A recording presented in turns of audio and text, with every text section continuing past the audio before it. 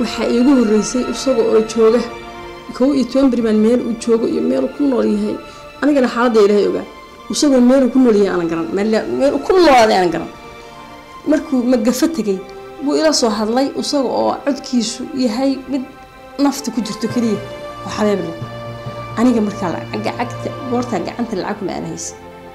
aniga waxa weey inaan waasho hiish baan ka gaaray waxa yiri halkaas aan joogaa furka caagada